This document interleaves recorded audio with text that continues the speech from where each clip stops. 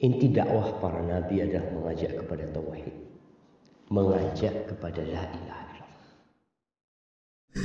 Sama dengan berbuat sesuatu dalam agama yang sengaja ditinggalkan Nabi, bermanfaat betul, mengeratkan kebersamaan, memasyarakat, sosial dan sebagainya, tapi haram atau halal? Ya ayyuhalladzina amanu taqullaha wabtaghu ilaihil wasilah wajahidu fi sabilihi la'allakum tuflihun. Coba perhatikan, wahai orang yang beriman, takwalah kepada Allah dan carilah jalan kepadanya yang disebut wasilah. Wabtaghu, carilah kepadanya wasilah. Terus wasilah di sini kan umum gak nih? Apa arti wasilah tadi?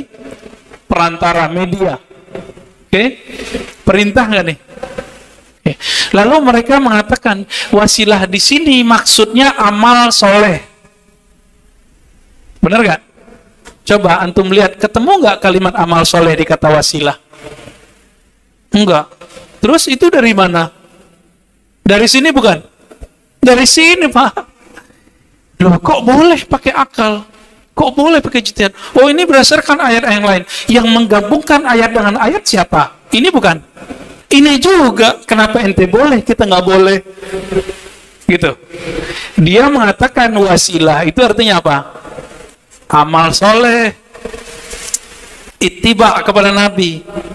Ada nggak di teksnya? Saya ulangi nih, ada nggak di teksnya? Di ayatnya? Nggak ada. Nah, ini namanya tafsir. Maka tafsir itu beda dengan ayat. Ayat itu suci, tafsir tidak suci. Ayat itu satu. Tapi kalau tafsir bisa lebih dari satu. Mereka mau monopoli kebenaran tafsir.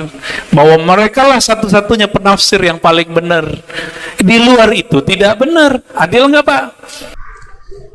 Dalam surat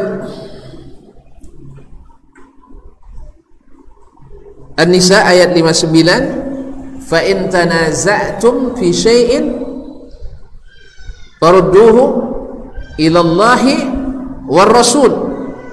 Bila seandainya kalian berselisih dalam suatu masalah, maka kembalikanlah kepada Allah dan Rasul. Ma'asyiral kiram, sebagian mengatakan tak, kembali pada Quran Sunnah. Betul, cuma pemahaman berbeda. Kalau masih berbeda pemahamannya, belum kembali kepada Al-Quran dan Sunnah. Karena Nabi sebagai mufassir, mubayyin, Nabi sebagai ahli tafsirnya Al-Quran, yang menjelaskan Al-Quran. Kalau belum jelas juga oleh Nabi, berarti Nabi bukan ahli tafsirnya. Berarti Nabi bukan ahli tafsirnya. Jangan dengan alasan hadis boleh sama, pemahaman berbeda, seolah-olah Nabi tidak mengajarkan memahami hadis ini. Ini yang punca permasalahan kita hari ini, kaum muslimin dan muslimat, kembali ke hadis tetapi dengan pemahaman yang hadas. Dengan pemahaman yang hadas. Nabi itu Nabi itu berilmu dan mengamalkannya. Nabi itu menyampaikan teori dan mengaplikasikannya. Bukan sekedar nas ini pahamilah oleh kalian menurut yang kalian paham. Tidak.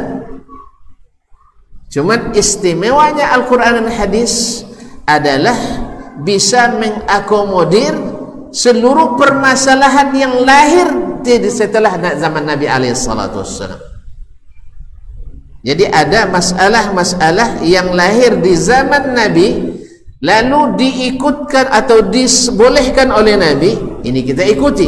Dan ada masalah yang memang mungkin dilakukan di zaman Nabi, tapi Nabi sengaja meninggalkannya, maka kita pun nawaitu, saya sengaja meninggalkannya. Karena yang sahih di antara pendapat para ulama, an-tarka fi'lun, bahwa meninggalkan itu adalah amal. Maksudnya, Nabi ketika meninggalkan suatu amalan yang tak ada penghalangnya dilakukan di zaman beliau, dengan alasan yang sama dilakukan di zaman kita, lalu beliau tinggalkan, berarti beliau sengaja meninggalkannya karena tidak masuk yang yang disyariatkan, maka kita pun sengaja meninggalkannya karena tidak masuk yang disyariatkan, sekalipun bermanfaat. Karena khamar dulu zaman Nabi juga bermanfaat bagi petani anggur, bermanfaat pada tukang panennya, bermanfaat pada tukang angkutnya, bermanfaat tukang perasnya, bermanfaat tukang bikin tuaknya. Bermanfaat enggak? Enggak bermanfaat? Enggak? Ya Syekh, Allah yang bilang bermanfaat. Yas'alunaka 'anil khamri wal maisir qul fihima itsmun kabir wa manafi'u lin-nas. Mereka bertanya kepadamu tentang khamar dan berjudi atau bertaruhan.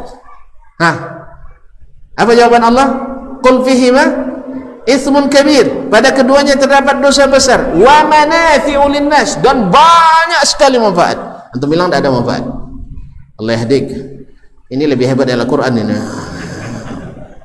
Allah bilang banyak manfaat. Kata kalimat manafi' bagi yang paham nahwu al-saraf, maknanya muntahal jumu'. Ya Samsuri ya, muntahal jumu', akhir dari jamak, banyak sekali di dalamnya manfaat. Cuma dihalalkan apa tidak? Dihalalkan apa tidak? Halal. Khamar halal, haram.